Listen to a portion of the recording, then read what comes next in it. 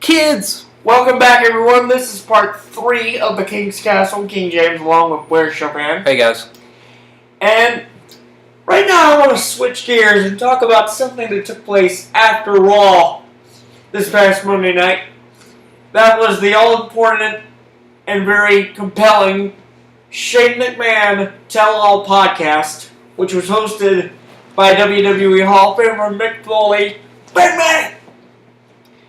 Now, Blair, you have not seen the entire podcast, but you and I saw part of it a couple of days ago. What did you think about what Shane had to say? Yeah, in general, I was really impressed from Shane. I thought this was a guy who could have really, I mean, he kind of has still, but he could have had everything handed to him as far as wrestling and being a superstar, but he worked his way up, and he did something that was really hard to do coming from a situation, and that was earned all the other wrestlers in the locker rooms respect. And I thought his perspective on the Montreal Screwjob was very interesting. I thought that was an interesting take, and I thought he did a great job from what I saw. And you know, one of the things that a lot of people who watch professional wrestling and want to be superstars don't realize is you have to, as they say, start from the bottom up.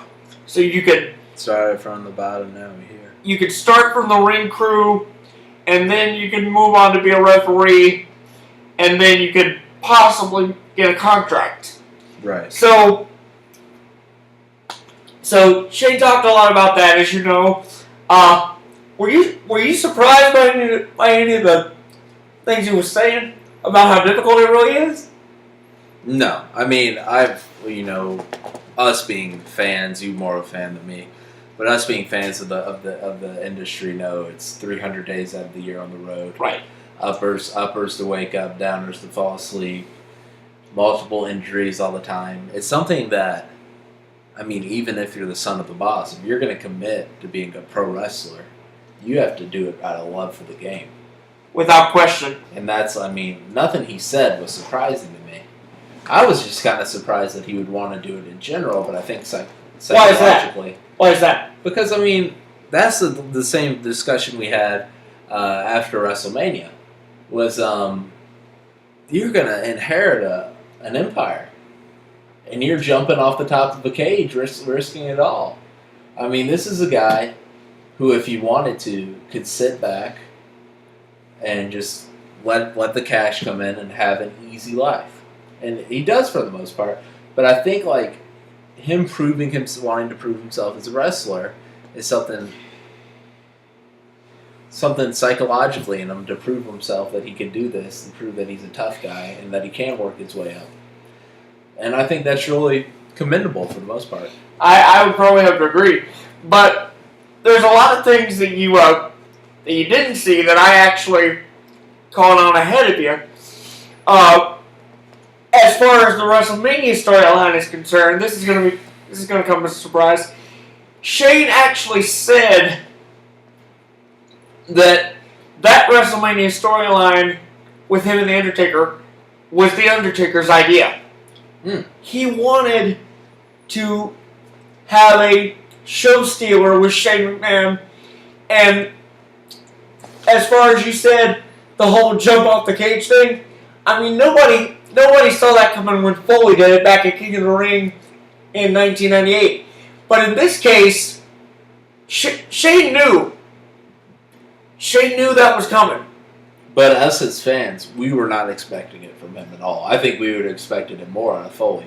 And I think what you said about The Undertaker wanting the match with Shane speaks volumes about Shane. That The Undertaker would respect him enough as a wrestler and as a performer that he would request him. Because Undertaker can wrestle basically anyone he wants at WrestleMania. Right. And he said, give me Shane. Since The Undertaker's kind of taking a back seat and only comes back one fight every so often, you think his matches are now more of an open contract? Right. Like, if The Undertaker is saying, I want to wrestle a particular wrestler at WrestleMania, I think it's happening. And the fact that he said, I'm only going to wrestle once or twice a year, and I want one of those matches to be with Shane. I think that speaks volumes about Shane. Yeah, and as I said before, I was pleasantly surprised by Shane's performance at WrestleMania. I had no idea that he was willing to go out there and take that much of a risk, even after 7 years of being gone. I mean, I thought for sure he'd have some rust, but no way. He's still a daredevil. Yeah, he's 46. His kids were all in the front row along with his wife. Declan, Kenyon, and Rogan. Wow, that was impressive. Shane's kids, by the way. I know, that was really nerdy. Good job on that one, buddy. He's mentioned him on TV, so it makes it easy.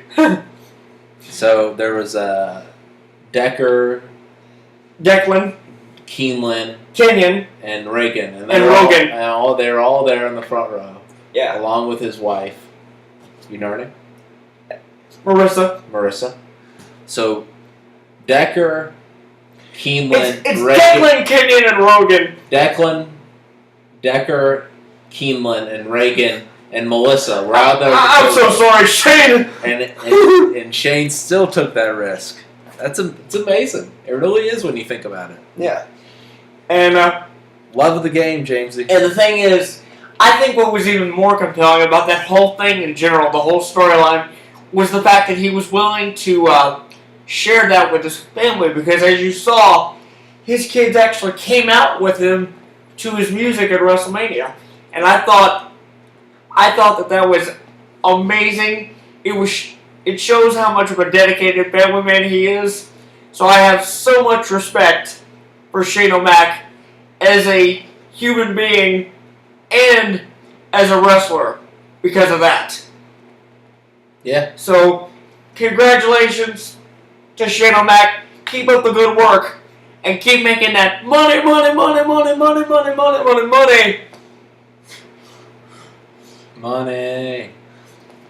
It was a pun. Money. We're just kidding, folks. Money. Anyway, when we come back, we'll wrap it up and we'll give you some of our recommends for the coming weeks. So stay right there.